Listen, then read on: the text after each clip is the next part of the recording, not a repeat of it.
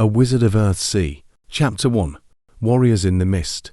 The island of Gaunt, a single mountain that lifts its peak a mile above the storm-racked northeast sea, is a land famous for wizards. From the towns in its high valleys and the ports on its dark narrow bays, many a Gauntishman has gone forth to serve the lords of the archipelago in their cities as wizard or mage, or, looking for adventure, to wander working magic from isle to isle of all Earthsea.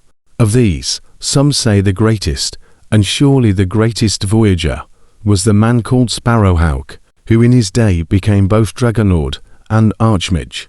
His life is told of in the Deed of Ged, and in many songs. But this is a tale of the time before his fame. Before the songs were made, he was born in a lonely village called Ten Alders, high on the mountain, the head of the northward vale. Below the village, the pastures and ploughlands of the vale slope downward level below level towards the sea, and other towns lie on the bends of the river Ar. Above the village, only forest rises ridge behind ridge to the stone and snow of the heights. The name he bore as a child, Duny, was given him by his mother, and that and his life were all she could give him, for she died before he was a year old. His father, the bronze-smith of the village, was a grim unspeaking man, and since Duny's 6 brothers were older than he by many years, they went one by one from home to farm the land, or sail the sea, or work as smith in other towns of the northward vale. There was no one to bring the child up in tenderness. He grew wild, a thriving weed, a tall, quick boy, loud and proud and full of temper. With the few other children of the village, he herded goats on the steep meadows above the river springs. And when he was strong enough to push and pull the long bellows sleeves, his father made him work as smith's boy, at a high cost in blows and whippings. There was not much work to be got out of Duny. He was always off and away, roaming deep in the forest, swimming in the pools of the river Ar that, like all Gauntish rivers, runs very quick and cold, or climbing by cliff and scarp to the heights above the forest, from which he could see the sea, that broad northern ocean where, past Peregil, no islands are. A sister of his dead mother lived in the village. She had done what was needful for him as a baby, but she had business of her own, and once he could look after himself at all, she paid no more heed to him. But one day, when the boy was 7 years old, untaught and knowing nothing of the arts and powers that are in the world, he heard his aunt crying out words to a goat. The goat had jumped up onto the thatch of a hut, and would not come down, but it came jumping when she cried a certain rhyme to it. Next day, herding the long-haired goats on the meadows of High Fall, Duny shouted to them the words he had heard, not knowing their use or meaning, or what kind of words they were. Narth Hyath Mork Man Hyok Hon Mirthan. He yelled the rhyme aloud, and the goats came to him. They came very quickly, all of them together, not making any sound. They looked at him out of the dark slot in their yellow eyes. Duny laughed and shouted it out again, the rhyme that gave him power over the goats. They came closer, crowding and pushing round him. All at once, he felt afraid of their thick, ridged horns and their strange eyes and their strange silence. He tried to get free of them and to run away. The goats ran with him, keeping in a knot around him, and so they came charging down into the village at last, all the goats going huddled together as if a rope were pulled tight round them, and the boy in the midst of them weeping and bellowing. Villagers ran from their houses to swear at the goats and laugh at the boy. Among them came the boy's aunt, who did not laugh. She said a word to the goats, and the beasts began to bleat and browse and wander, freed from the spell. "Come with me," she said to Duny. She took him into her hut where she lived alone. She let no child enter there usually, and the children feared the place. It was low and dusky, windowless, fragrant with herbs that hung drying from the crossbowl of the roof, mint and moly and thyme, yarrow and rushwash and paramel, king's foil, cloven foot, tansy and bay. There his aunt sat cross-legged by the firepit, and looking sidelong at the boy through the tangles of her black hair, she asked him what he had said to the goats, and if he knew what the rhyme was. When she found that he knew nothing, and yet had spellbound the goats to come to him and follow him, then she saw that he must have in him the makings of power. As her sister's son, he had been nothing to her, But now she looked at him with a new eye. She praised him and told him she might teach him rhymes he would like better, such as the word that makes a snail look out of its shell, or the name that calls a falcon down from the sky. "Aye, teach me that name," he said, being clear over the fright the goats had given him. He was puffed up with her praise of his cleverness. The witch said to him, "You will not ever tell that word to the other children, if I teach it to you. I promise." She smiled at his ready ignorance. "Well and good, but I will bind your promise. Your tongue will be stilled until I choose to unbind it. Even then, though you can speak, you will not be able to speak the word I teach you, where another person can hear it. We must keep the secrets of our craft." "Good," said the boy, for he had no wish to tell the secret to his playmates. He liked to know and do what they knew not and could not. He sat still, while his aunt bound back her uncombed hair. She knotted the belt of her dress and sat cross-legged. She threw handfuls of leaves into the fire pit, so that smoke spread and filled the darkness of the hut. She began to sing. Her voice changed sometimes to low or high, as if another voice sang through her. The singing went on and on, until the boy did not know if he waked or slept. All the while, the witch's old black dog, that never barked, sat by him with eyes red from the smoke. Then the witch spoke to Dooney in a tongue he did not understand. She made him say with her certain rhymes and words until the enchantment came on him and held him still. "Speak," she said to test the spell.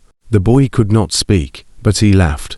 Then his aunt was a little afraid of his strength. This was a stronger spell as she knew how to weave. She had tried not only to gain control of his speech and silence, but to bind him at the same time to her service in the craft of sorcery. Yet even as the spell bound him, he had laughed. She said nothing. She threw clear water on the fire till the smoke cleared away. She gave the boy water to drink, and when the air was clear and he could speak again, she taught him the true name of the falcon, to which the falcon must come. This was Dooney's first step on the way he was to follow all his life. The way of Magi. It was the way that led him at last to hunt a shadow over land and sea to the lightless coasts of Death's kingdom. But in those first steps along the way, it seemed a broad, bright road, when he found that the wild falcons stooped down to him from the wind, when he summoned them by name. He hungered to know more such names. He came to his aunt begging to learn the name of the sparrowhawk and the osprey and the eagle. To earn the words of power, he did all the witch asked of him. He learned of her all she taught, though not all of it was pleasant to do or know. There is a saying on Gaunt, "Weak as woman's magic," and there is another saying, "Wicked as woman's magic." Now the witch of 10 Alders was no black sorceress, nor did she ever meddle with the high arts or traffic with old powers, but being an ignorant woman among ignorant folk, she often used her crafts to foolish and dubious ends. She knew nothing of the balance and the pattern, which the true wizard knows and serves. These keep him from using his spells unless real need demands. She had a spell for every circumstance, and was forever wearing charms. Much of her lore was mere rubbish and humbug, nor did she know the true spells from the false. She knew many curses, and was better at causing sickness, perhaps, than at curing it. Like any village witch, she could brew up a love potion, but there were other, uglier brews she made to serve men's jealousy and hate. Such practices, however, she kept from her young apprentice. As far as she was able, she taught him honest craft. At first, all his pleasure in the art magic was childlike, the power it gave him over bird and beast. It was also the knowledge of these, indeed, that pleasure stayed with him all his life. Seeing him in the high pastures, often with a bird of prey about him, the other children called him Sparrowhawk, so he came by the name that he kept in later life as his used name, when his true name was not known. As the witch kept talking of the glory and the riches and the great power over men that a sorcerer could gain, he set himself to learn more useful lore. He was very quick at it. The witch praised him, and the children of the village began to fear him. He himself was sure that very soon he would become great among men. So he went on from word to word, and from spell to spell with the witch till he was 12 years old. He had learned from her a great part of what she knew. Not much, but enough for the witch wife of a small village. It was more than enough for a boy of 12. She had taught him all her lore in herbals and healing. All she knew of the crafts of finding, binding, mending, unsealing, and revealing.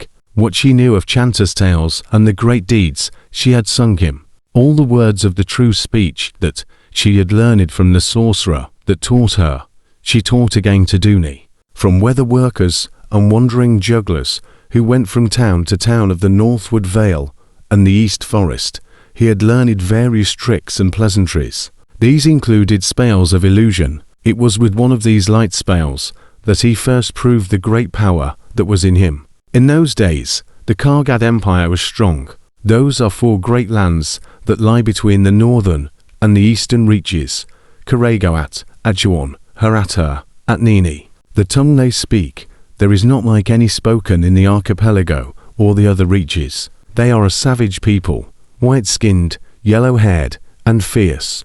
They like the sight of blood and the smell of burning towns. Last year, they had attacked the Toricles and the strong island Torhivan. They raided in great force, in fleets of red-sailed ships. News of this came north to Gaunt, but the lords of Gaunt were busy with their piracy and paid small heed to the woes of other lands. Then Spevy fell to the Kargs and was looted and laid waste. Its people were taken as slaves, so that even now it is an isle of ruins. In lust of conquest, the Kargs sailed next to Gaunt. They came in a host, 30 great longships, to Eastport. They fought through that town, took it, burned it, leaving their ships under guard at the mouth of the river Ar. They went up the vale wrecking and looting, slaughtering cattle and men. As they went, they split into bands, and each of these bands plundered where it chose. Fugitives brought warning to the villages of the heights. Soon the people of 10 Alders saw smoke darken the eastern sky. That night, those who climbed the high fall looked down on the vale, all hazed and red-streaked with fires. Fields ready for harvest had been set ablaze, and orchards burned. The fruit roasted on the blazing boughs, and urns and farmhouses smouldered in ruin. Some of the villagers fled up the ravines and hid in the forest. Some made ready to fight for their lives. Some did neither, but stood about lamenting. The witch was one who fled. She hid alone in a cave up on the Capading Scarp, and sealed the cave mouth with spells. Dooney's father, the bronzesmith, was one who stayed. He would not leave his smelting pit and forge, where he had worked for 50 years. All that night he laboured, beating up what ready metal he had there into spear points.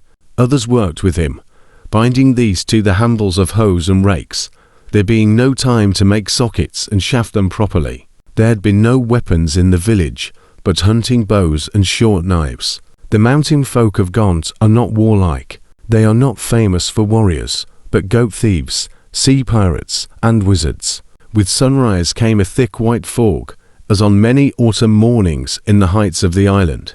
Among their huts and houses down the straggling street of 10 Alders, the villagers stood waiting with their hunting bows and new forged spears. They did not know whether the Kargs might be far off or very near. All were silent, all peering into the fog that hid shapes and distances and dangers from their eyes. With them was Dooney.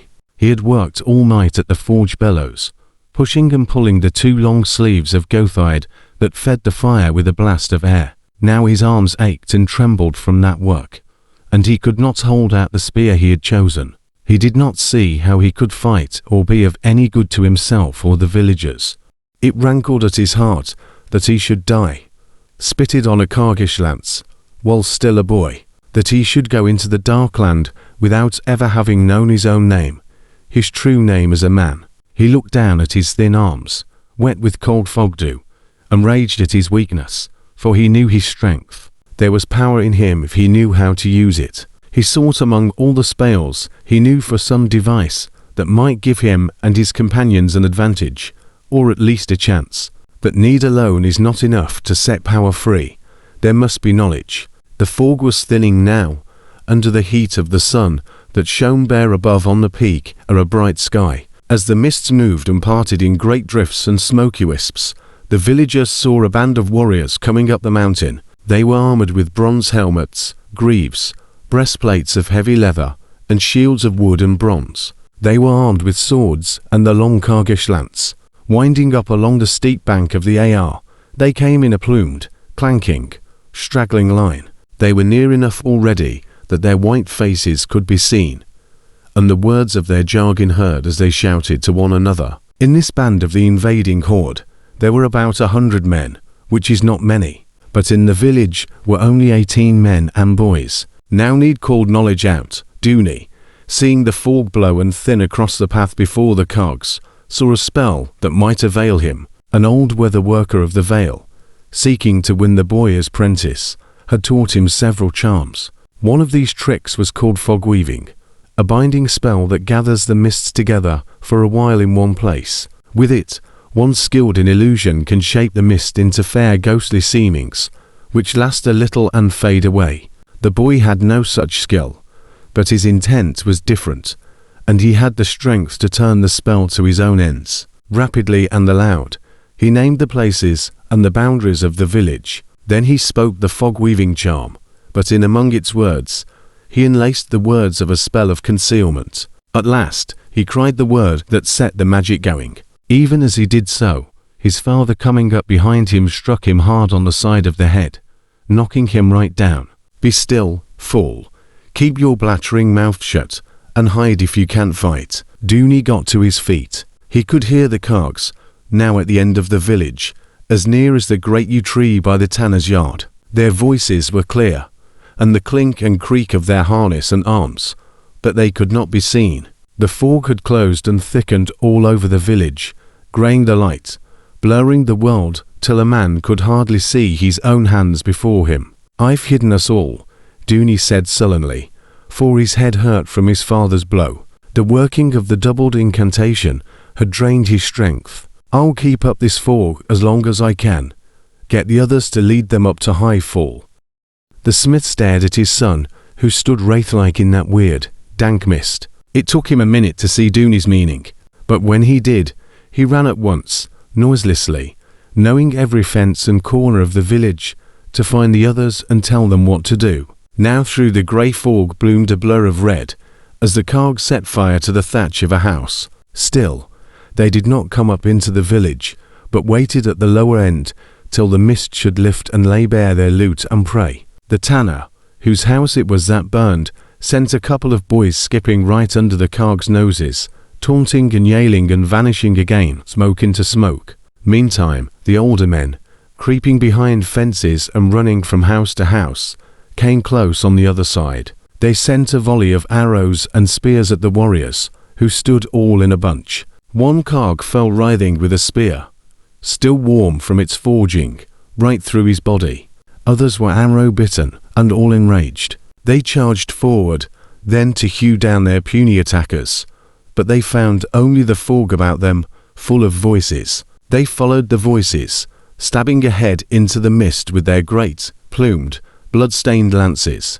Up the length of the street, they came shouting, and never knew they had run right through the village. The empty huts and houses loomed and disappeared again in the writhing grey fog. The villagers ran scattering, most of them keeping well ahead since they knew the ground, but some, boys or old men, were slow. The cogs stumbling on them drove their lances or hacked with their swords, yelling their war cry, the names of the white god brothers of Achewan, Wulua, Atwa. Some of the band stopped when they felt the land grow rough underfoot, but others pressed right on, seeking the phantom village, following dim wavering shapes that fled just out of reach before them. All the mist had come alive with these fleeting forms, dodging, flickering, fading on every side.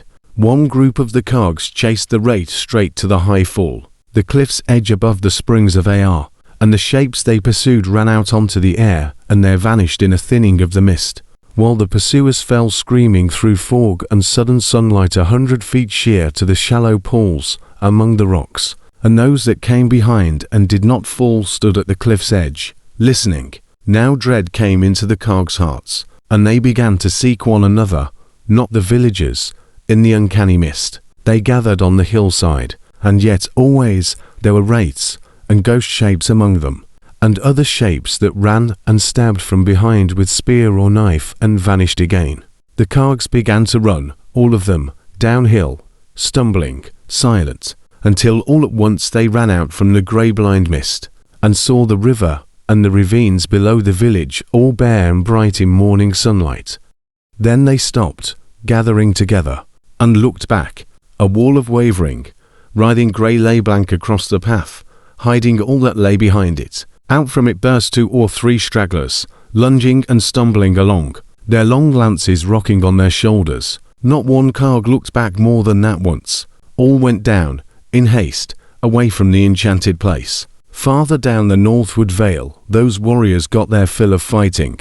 The towns of the East Forest, from Ovark to the coast, had gathered their men and sent them against the invaders of Gaunt. Band after band they came down from the hills, and that day and the next the cargs were harried back down to the beaches above Eastport, where they found their ships burnt. So they fought with their backs to the sea till every man of them was killed, and the sands of Armith were brown with blood until the tide came in. But on that morning in 10 Alders village and up on the high fall, the dank grey fog had clung a while, and then suddenly it blew and drifted and melted away. This man, and that stood up in the windy brightness of the morning, and looked about him wondering. Here lay a dead carg, with yellow hair long, loose, and bloody. There lay the village tanner, killed in battle like a king. Down in the village the house that had been set afire still blazed. They ran to put the fire out, since their battle had been won. In the street, near the great yew, they found Dooney the bronzesmith's son standing by himself, bearing no hurt, but speechless and stupid like one stunned. They were well aware of what he had done, and they led him into his father's house, and went calling for the witch to come down out of her cave, and heal the lad who had saved their lives and their property, all but 4 who were killed by the cargs, and the one house that was burnt. No weapon hurt had come to the boy, but he would not speak nor eat nor sleep. He seemed not to hear what was said to him, not to see those who came to see him. There was none in those parts wizard enough to cure what ailed him. His aunt said, "He has overspent his power," but she had no art to help him. While he lay thus dark and dumb, the story of the lad who wove the fog, and scared off cargish swordsmen with a mess of shadows, was told all down the northward vale, and in the East Forest, and high on the mountain, and over the mountain even in the great port of Gaunt. So it happened that, on the 5th day after the slaughter at Armith, a stranger came into 10 Alders village, a man neither young nor old, who came cloaked and bareheaded, lightly carrying a great staff of oak that was as tall as himself. He did not come up the course of the Ar like most people, but down, out of the forests of the higher mountainside. The village goodwives saw well that he was a wizard, and when he told them that he was a heal-all, they brought him straight to the smith's house, sending away all but the boy's father and aunt. The stranger stooped above the cot where Dooney lay staring into the dark, and did no more than lay his hand on the boy's forehead and touch his lips once. Dooney sat up slowly looking about him. In a little while he spoke, and strength and hunger began to come back into him. They gave him a little to drink and eat, and he lay back again, always watching the stranger with dark wondering eyes. The bronzesmith said to that stranger, "You are no common man, nor will this boy be a common man." The other answered, "The tale of his deed with the fog has come to Riorby, which is my home. I have come here to give him his name. If, as they say, he has not yet made his passage into manhood." The witch whispered to the smith, "Brother, this must surely be the mage of Riorby, Ogian the Silent, that one who tamed the earthquake." "Sir," said the bronzesmith, who would not let a great name daunt him, "my son will be 13 this month coming, but we thought to hold his passage at the feast of Sunreaton this winter." "Let him be named as soon as may be," said the mage, "for he needs his name. I have other business now, but I will come back here for the day you choose. If you see fit, I will take him with me when I go thereafter, and if he prove apt, I will keep him as prentice, or see to it that he is scored as fits his gifts. For to keep dark the mind of the Magiban, that is a dangerous thing." Very gently Ogian spoke, but with certainty, and even the hard-headed smith assented to all he said. On the day the boy was 13 years old, a day in the early splendour of autumn, while still the bright leaves are on the trees, Ogian returned to the village from his rovings over Gaunt Mountain, and the ceremony of passage was held. The witch took from the boy his name Dooney, the name his mother had given him as a baby. Nameless and naked, he walked into the cold springs of the AR, where it rises among rocks under the high cliffs. As he entered, the water clouds crossed the sun's face, and great shadows slid and mingled over the water of the pool about him. He crossed to the far bank, shuddering with cold, but walking slow and erect as he should through that icy, living water. As he came to the bank, Ojan, waiting, reached out his hand, and clasping the boy's arm, whispered to him his true name, Gade. Thus was he given his name, by one very wise in the uses of power. The feasting was far from over, and all the villagers were making merry with plenty to eat and beer to drink, and a chanter from down the vale singing the deed of the dragon lords, when the mage spoke in his quiet voice to Gade. Come, lad, bid your people farewell, and leave them feasting. Gade fetched what he had to carry, which was the good bronze knife his father had forged him, and the leather coat the tanner's widow had cut down to his size, and an alder stick his aunt had becalmed for him. That was all he owned besides his shirt and breeches. He said farewell to them, all the people he knew in all the world, and looked about once at the village that straggled and huddled there under the cliffs, over the river springs. Then he set off with his new master through the steep slanting forests of the mountain isle, through the leaves and shadows of bright autumn,